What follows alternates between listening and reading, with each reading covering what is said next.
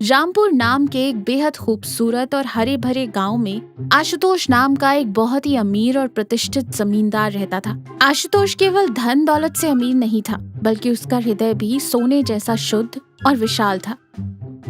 गांव में किसी को भी कोई छोटी या बड़ी मुसीबत होती तो वो बिना मांगे उसकी मदद के लिए सबसे आगे खड़ा रहता। चाहे गांव के किसी पुराने मंदिर की मरम्मत करवानी हो या भयंकर बारिश में बेघर हुए गरीब लोगों के लिए छत का इंतजाम करना हो, आशुतोष हमेशा अपना खजाना खोल देता था।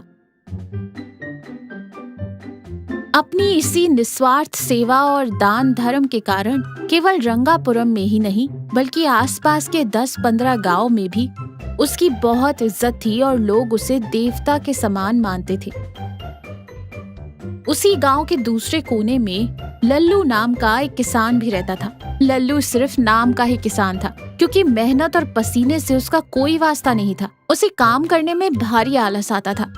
सुबह आंख खुलते ही वो गांव की चौपाल पर चला जाता और वहां बैठकर फालतू की गपशप लड़ाता या जुआ खेलकर अपना कीमती समय बर्बाद करता। काम धाम कुछ करना नहीं, लेकिन लल्लू को ऐशो आराम की जिंदगी जीने और हर दिन तरह तरह का लजीज और मसालेदार खाना खाने का बहुत शौक था। अपनी इसी बुरी आदतों और दिखावे की जिंदगी के कारण उसने खेती बाड़ी बिल्कुल छोड़ दी थी। अपने शौक पूरे करने के लिए वो गांव के लोगों से कर्जा लेता रहता था। धीरे धीरे पूरे गांव में उसने अपना भरोसा खो दिया था। एक समय ऐसा आया जब लल्लू को अपनी जवान बेटी की शादी करनी पड़ी, लेकिन वो अपनी बेटी की शादी इतनी धूमधाम से करे कि आसपास के 4 गांव में उसी की चर्चा हो और उसकी झूठी शान बढ़ जाए। उसने बड़े बड़े सपने तो देख लिए, लेकिन हकीकत ये थी कि उसकी जेब में एक फूटी कौड़ी नहीं थी। अपनी जरूरत को पूरा करने के लिए उसने गांव के हर छोटे बड़े साहूकार के हाथ जोड़े, पैर पड़े, मिन्नतें की, लेकिन किसी का दिल नहीं पसीजा। सबने उसे उसके मुंह पर ही टका सा जवाब दे दिया। अरे लल्लू, जो आदमी अपने पुराने कर्जे आज तक नहीं चुका पाया, वो इतना बड़ा नया कर्जा कैसे चुकाएगा? अंत में थक हार कर लल्लू ने फैसला किया कि अब उसे भी गांव के सबसे दयालु व्यक्ति यानी आशुतोष के ही पास जाना होगा।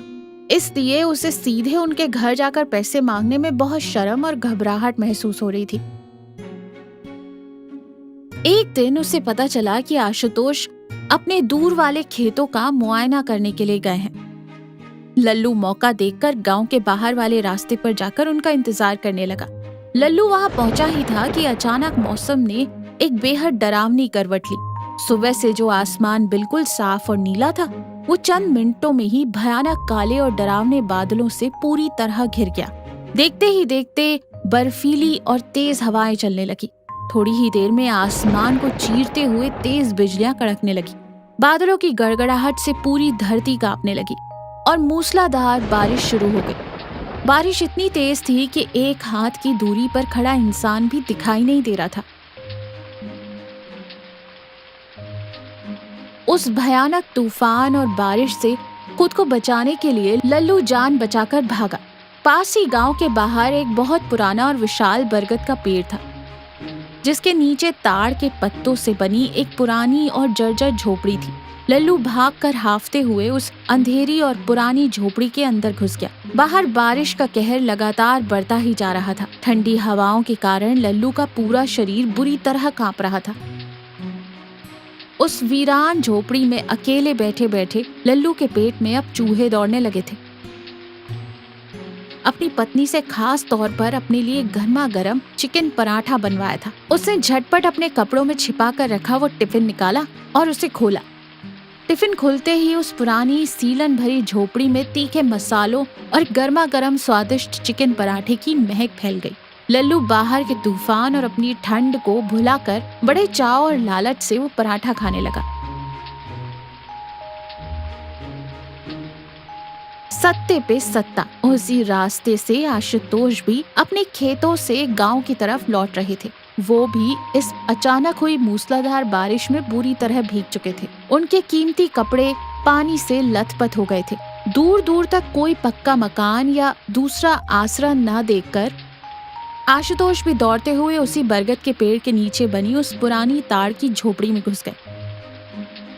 अंदर आते ही आशुतोष ने देखा कि गांव का सबसे आलसी आदमी लल्लू मजे से बैठकर चिकन पराठा उड़ा रहा है। आशुतोष को ठंड से कांपते और भीगते हुए अंदर आते देख लल्लू हड़बड़ा गया। राम राम आशुतोष जी, आहो भाग्य मेरे। सच कहूँ तो मैं आपसे ही मिलने के लिए इस खराब मौसम में निकला था, लेकिन इस भयानक तूफान और बारिश ने मुझे यहाँ फंसा दिया। लगता है मेरी किस्मत अच्छी है और भगवान ने खुद मेरे दुख दूर करने के लिए आपको साक्षात यहाँ भेज दिया है। राम राम लल्लू। हाँ, बारिश तो बहुत ही भयंकर है, तूफान रुकने का नाम ही नहीं ले रहा। पर तुम ये बताओ, इतने खराब मौसम में तुम मुझसे मिलने क्यों आना चाहते थे? ऐसी क्या बड़ी मुसीबत आन पड़ी है? लल्लू चेहरे पर झूठी लाचारी और आंखों में नकली आंसू लिए बोलता है। क्या बताऊं आशुतोष जी, मैंने अपनी इकलौती बेटी की शादी तय कर दी है, लेकिन मेरी किस्मत इतनी खराब है कि इस वक्त मेरे पास 1 रुपया भी नहीं है। मैं सुबह से पूरे गांव में सबके पैरों में गिर चुका हूं, पर किसी ने मेरी मदद नहीं की। अगर शादी रुक गई तो समाज में मेरी इज्जत मिट्टी में मिल जाएगी। अब आप ही मेरी आखिरी उम्मीद हैं। मुझे अपनी बेटी की शादी के लिए तुरंत 500 स्वर्ण मुद्राओं का कर्जा चाहिए। अगर आपने मना कर दिया तो आज एक गरीब बाप की इज्जत तार तार हो जाएगी। आशुतोष एक बहुत ही समझदार व्यक्ति था। वो लल्लू के बिगड़े हुए चरित्र और उसकी आदतों को अच्छी तरह जानते थे, लेकिन जब बात एक बेटी की शादी और एक पिता की लाचारी की आए तो उनका दयालु हृदय पिघल गया। उन्होंने सोचा कि किसी की पुरानी गलतियों की सजा उसकी मासूम बेटी को नहीं मिलनी चाहिए। उन्होंने अपने कंधे पर टंगी चमड़े की थैली खोली और बिना किसी झिझक के लल्लू के हाथों में थमा दी। ये लो लल्लू, इन पैसों से अपनी बेटी की शादी बिना किसी रुकावट के खुशी खुशी और धूमधाम से संपन्न करो। एक पिता होने के नाते अगर मैं एक बेटी के कन्यादान में काम ना आ सका तो मेरे इस धन का क्या फायदा? तुम आराम से शादी निपटा लो और जब तुम्हारे पास पैसे का इंतजाम हो जाए तब अपनी सहूलियत के हिसाब से मेरा यह कर्जा धीरे धीरे चुका देना। लल्लू आशुतोष के पैरों को छूने का नाटक करते हुए बोला। आशुतोष जी, आपने आज जो मुझ पर उपकार किया है उसका कर्ज मैं 7 जन्मों तक नहीं चुका पाऊंगा। मैं आपको वचन देता हूँ कि ठीक 1 साल बाद आपकी एक पाई सूद समेत आपको वापस करूंगा। और हाँ, चूंकि यहाँ कोई इंसान नहीं है, इसलिए आज हमारे इस लेन देन की गवाह यह पुरानी झोपड़ी और ये विशाल बरगद का पेड़ है। कुछ देर बाद जब बारिश का जोर थोड़ा कम हुआ तो लल्लू सोने के मुद्राओं से भरी थैली छाती से लगाए खुशी खुशी अपने घर की ओर दौड़ पड़ा। आशुतोष भी अपने घर चले गए। आशुतोष के दिए गए पैसों से लल्लू ने अपनी बेटी की शादी बहुत ही धूमधाम और दिखावे के साथ की और देखते ही देखते पूरा 1 साल बीत गया। इस 1 साल के दौरान लल्लू ने जानबूझकर आशुतोष के सामने पड़ने से हमेशा परहेज किया।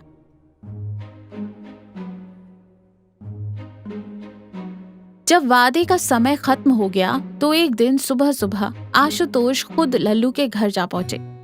लल्लू अपने घर के दालान में एक बड़ी सी चारपाई पर बड़े नवाबों की तरह पसरा हुआ था और मजे से चाय की चुस्कियां ले रहा था। आशुतोष ने शांति से कहा, राम राम लल्लू। पूरा 1 साल बीत चुका है। तुम्हारी बेटी की शादी भी बहुत अच्छे से हो गई, जिसका मुझे बहुत संतोष है। लेकिन लगता है तुम मेरे पैसों वाली बात पूरी तरह भूल चुके हो, इसलिए मैंने सोचा कि मैं ही आकर तुम्हें याद दिला दूं। राम राम आशुतोष जी, कैसे पैसे? कौन सा कर्जा? आप अचानक सुबह सुबह मेरे घर आकर ये कैसी अजीब बातें कर रही हैं? मुझे आपकी एक भी बात समझ नहीं आ रही है। आशुतोष थोड़ा चौंकते हुए बोलते हैं, ये कैसी बात कर रहे हो लल्लू? क्या तुम्हारी याददाश्त चली गई है? याद करो ठीक 1 साल पहले की वो भयानक काली रात जब मूसलाधार बारिश हो रही थी। गांव के बाहर उस पुराने बरगद के पेड़ के नीचे वाली झोपड़ी में तुम बैठकर चिकन पराठा खा रहे थे। तब मैंने तुम्हें तुम्हारी बेटी की शादी के लिए 500 स्वर्ण मुद्राएं दी थी और तुमने खुद कहा था कि वो बरगद का पेड़ और वो झोपड़ी हमारे उस कर्जे के गवाह हैं। लल्लू आवाज ऊंची करते हुए बोलता है, आशुतोष जी, क्या आपकी उम्र के साथ आपका दिमाग भी सठिया गया है? मैं उस खंडहर जैसी झोपड़ी में भला क्यों जाने लगा और वहाँ बैठकर मैं चिकन पराठा क्यों खाऊंगा? उस दिन तो गांव में एक बूंद बारिश भी नहीं हुई थी। आप मुझ जैसे शरीफ आदमी पर झूठा इल्जाम लगा रहे हैं। मैंने अपनी बेटी की शादी अपने खून पसीने की गाढ़ी कमाई से की है, आपके किसी खैरात के पैसे से नहीं। आशुतोष गुस्से और दुख के साथ कहते, लल्लू, ये तरीका ठीक नहीं है। जब तुम पर मुसीबत का पहाड़ टूट पड़ा था तब मैंने तुम्हारी पुरानी बातें भूलकर तुम पर अंधा विश्वास किया। मैंने एक कागज के टुकड़े पर तुम्हारे हस्ताक्षर तक नहीं लिए और इतनी बड़ी रकम तुम्हारे हाथों में रख दी। मैंने एक बेटी के भविष्य के लिए मदद की और आज तुम मेरे ही मुंह पर इतनी बेशर्मी से सफेद झूठ बोल रहे हो। देखिए आशुतोष जी, आप गांव के बहुत बड़े रईस होंगे अपने घर के लिए, लेकिन इसका मतलब यह नहीं है कि आप आकर कुछ भी कहेंगे और मैं डर कर आपको पैसे दे दूंगा। अगर मैंने सच में आपसे इतना बड़ा कर्जा लिया था तो क्या आप इतने बेवकूफ हैं कि पूरे 1 साल तक बिना किसी लिखा पढ़ी या गवाह के चुप बैठे रहे? अगर आपके पास मेरे दस्तखत वाला कोई कागज है तो पंचायत में दिखाइए, मैं पाई पाई चुका दूंगा। लेकिन अगर बिना सबूत के मुझे परेशान करने की कोशिश की तो मुझसे बुरा कोई नहीं होगा। आप इसी वक्त मेरे दरवाजे से निकल जाइए। आशुतोष ने सपने में भी नहीं सोचा था कि लल्लू इतना बड़ा नमक हराम और धोखेबाज निकलेगा। आशुतोष समझ गए कि चूंकि उनके पास कोई लिखित प्रमाण या कोई इंसानी गवाह नहीं है, इसलिए लल्लू इतनी निडरता और सीना जोरी कर रहा है। अपने साथ हुए इस भारी धोखे से आहत होकर आशुतोष न्याय की आस में गांव के मुखिया और सरपंच धर्मेंद्र जी के पास पहुंचे। धर्मेंद्र जी न केवल एक निष्पक्ष और न्यायप्रिय व्यक्ति थे, आशुतोष ने भारी मन से एक एक बात विस्तार से धर्मेंद्र जी को बतानी शुरू की। धर्मेंद्र जी, ये 1 साल पहले की बात है। उस रात एक भयानक तूफान और मूसलाधार बारिश आई थी। मैं अपने खेतों से लौटते समय गांव के बाहर उस पुराने बरगद वाले पेड़ के नीचे बनी ताड़ की झोपड़ी में बारिश से बचने गया था। वहाँ लल्लू पहले से मौजूद था और अपना चिकन पराठा खा रहा था। उसी वक्त उसने अपनी बेटी की शादी का वास्ता देकर मुझसे रो रो कर 500 सोने के सिक्के मांगे थे। मैंने इंसानियत के नाते बिना किसी कागज के उसे पैसे दे दिए और आज वह सरेआम मुकर रहा है कि उसने कभी मुझसे पैसे लिए ही नहीं। ये सुनकर धर्मेंद्र जी ने तुरंत गांव के चौकीदार को भेजकर लल्लू को भी चौपाल में बुलवा लिया। गांव के काफी लोग भी वहां इकट्ठा हो गए। धर्मेंद्र जी ने दोनों को आमने सामने खड़ा किया। धर्मेंद्र जी कड़क आवाज में बोले, लल्लो, क्या आशुतोष जो कह रहा है वो 100 आने सच है? क्या तुमने उस दिन उस भयानक बारिश में ताड़ की झोपड़ी में बैठकर चिकन पराठा खाते हुए आशुतोष से 500 स्वर्ण मुद्राओं का कर्जा लिया था? सरपंच जी, ये आदमी सरासर झूठ बोल रहा है। उस दिन गांव में कोई बारिश नहीं हुई थी। मैं उस ताड़ की झोपड़ी की तरफ गया ही नहीं, ना ही मैंने वहाँ कोई चिकन पराठा खाया। मेरी बेटी की शादी मैंने खुद अपने खुद के जोड़े हुए पैसों से की है। आशुतोष मुझे गरीब समझकर मुझ पर झूठा दबाव बना रहा है। आप ही न्याय कीजिए सरपंच जी। अगर मैंने पैसे लिए हैं तो इनसे कहिए कि वो कागज दिखाएं जिस पर मैंने अंगूठा लगाया हो। धर्मेंद्र बहुत ही अनुभवी व्यक्ति थे। लल्लू के चेहरे के हाव भाव और उसके बार बार कागज मांगने की जिद से उन्हें तुरंत समझ आ गया कि लल्लू झूठ बोल रहा है और सबूत ना होने का पूरा फायदा उठा रहा है। दूसरी ओर आशुतोष के चेहरे पर एक सच्चे आदमी की पीड़ा साफ झलक रही थी। धर्मेंद्र ने मन ही मन तय कर लिया कि अब लल्लू के मुंह से सच उगलवाने के लिए कोई मनोवैज्ञानिक खेल खेलना ही पड़ेगा। आशुतोष, जब तुमने अपनी मेहनत की इतनी बड़ी रकम इस लल्लू को दी थी, तब क्या वहाँ आसपास कोई भी इंसान मौजूद था? क्या दूर से भी किसी ने तुम दोनों को पैसे का लेन देन करते देखा था? कोई नहीं था सरपंच जी। उस भयंकर तूफान में वहाँ कोई परिंदा भी पर नहीं मार रहा था। वहाँ केवल हम दोनों, वो जर्जर झोपड़ी और वो पुराना विशाल बरगद का पेड़ ही मौजूद थे। अगर इंसान नहीं थे तो क्या हुआ? उस बरगद के पेड़ की तो आंखें और कान हैं। वही पेड़ इस पूरे मामले का इकलौता और सबसे बड़ा चश्मदीद गवाह है। आशुतोष, तुम एक काम करो, तुम अभी के अभी गांव के बाहर उस बरगद के पेड़ के पास जाओ। ये लो मेरी मुखिया की मोहर वाली अंगूठी। उस पेड़ को यह अंगूठी दिखाना और कहना कि गांव के मुखिया धर्मेंद्र ने उसे पंचायत में गवाही देने के लिए तुरंत बुलाया है। मेरा आदेश पाकर वो पेड़ खुद चलकर यहाँ आएगा और पूरी सच्चाई पंचायत के सामने रख देगा। धर्मेंद्र की इस अजीबोगरीब बात को सुनकर चौपाल में सन्नाटा छा गया। गांव वाले एक दूसरे का मुंह देखने लगे। लोग फुसफुसाने लगे, क्या हमारे सरपंच जी सठिया गए हैं? भला पेड़ भी कहीं चलकर आते हैं और गवाही देते हैं। कुछ बुजुर्गों को आशुतोष के लिए बहुत बुरा लग रहा था कि बेचारे के पैसे तो गए, अब उसे पंचायत में बेवकूफ भी बनाया जा रहा है। और लल्लू ये सब सुनकर मन ही मन खुशी से पागल हो रहा था। सरपंच तो बेवकूफ निकला। भला एक निर्जीव पेड़ कैसे चलकर आएगा और कैसे गवाही देगा? इसका मतलब मेरा झूठ कभी पकड़ा ही नहीं जाएगा और ये 500 सोने के सिक्के अब हमेशा के लिए मेरे हो गए।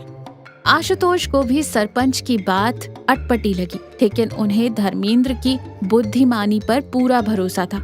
उन्होंने बिना कोई सवाल किए वो अंगूठी ली और गांव के बाहर एक बरगद के पेड़ की ओर भारी कदमों से चल दिए। अब चौपाल में एक अजीब सी खामोशी और इंतजार का माहौल था। धर्मेंद्र अपनी कुर्सी पर आंखें बंद किए बिल्कुल शांत बैठे थे। लल्लू अपनी मूंछों पर ताव देते हुए विजय भाव के साथ खड़ा था। आधा घंटा बीता, 1 घंटा बीता, 2 घंटे बीत गए। तभी धर्मेंद्र ने अचानक अपनी आंखें खोली और जानबूझकर बहुत ही सामान्य लहजे में लल्लू से एक सवाल पूछा। अरे लल्लू, आशुतोष को गए हुए तो बहुत लंबा समय बीत गया, वो अब तक लौट कर क्यों नहीं आया? धूप भी बहुत तेज हो गई है, तुम्हें प्यास तो नहीं लग रही? वैसे एक बात बताओ, वो बरगद का पेड़ यहाँ से कितनी दूर है? क्या आशुतोष अब तक उस पेड़ के पास पहुँच गया होगा या अभी उसे और समय लगेगा? धर्मेंद्र के इस अचानक और बहुत ही साधारण से दिखने वाले सवाल पर लल्लू ने बिना अपना दिमाग लगाए अपनी ओवर स्मार्टनेस में तुरंत जवाब दिया। अरे सरपंच जी, वो पुराना बरगद का पेड़ तो गांव के बाहर बहुत दूर है और उस वीरान झोपड़ी तक जाने वाला जो कच्चा रास्ता है ना, वो पूरा बड़े बड़े नुकीले पत्थरों और कंकड़ों से भरा पड़ा है। वहाँ चलना बहुत मुश्किल है। आशुतोष जी इतनी जल्दी वहाँ नहीं पहुँच सकते। उन्हें वहाँ तक जाने और वापस लौटने में अभी काफी लंबा समय लगेगा। लल्लू के मुंह से ये सब बात निकलते ही धर्मेंद्र के चेहरे पर एक शानदार और विजयी मुस्कान फैल गई। पूरी पंचायत जो अब तक धूप से परेशान हो रही थी, एकदम सन्न रह गई। लल्लू को जैसे ही अपनी कही हुई बातों का एहसास हुआ, उसके पैरों तले से जमीन खिसक गई और उसने घबराहट में अपनी जीभ दांतों तले दबा ली। लल्लो, तुमने तो अपनी ही जीभ से अपना अपराध साबित कर दिया। अभी कुछ देर पहले तो तुम पंचायत के सामने कस्में खा रहे थे कि तुम उस दिन उस ताड़ की झोपड़ी की तरफ गए ही नहीं। तुमने कहा था कि तुमने वहाँ बैठकर कोई चिकन पराठा नहीं खाया। फिर तुम्हें कैसे मालूम कि वो बरगद का पेड़ और वो झोपड़ी गाँव से कितनी दूर है? और सबसे बड़ी बात, अगर तुम कभी उस रास्ते पर गए ही नहीं तो तुम्हें कैसे पता कि उस झोपड़ी तक जाने वाला रास्ता नुकीले पत्थरों और कंकड़ों से भरा है? इसका सीधा मतलब है कि आशुतोष का एक एक शब्द सच है और तुम एक नंबर के झूठे और धोखेबाज हो। धर्मेंद्र के इस तर्कपूर्ण वार के सामने लल्लू के पास बचाव का कोई रास्ता नहीं था। उसकी चोरी पकड़े जाने पर चेहरा एकदम कागज की तरह सफेद पड़ गया था। डर के मारे उसके घुटने कांपने लगे और उसके माथे से पसीना टपकने लगा।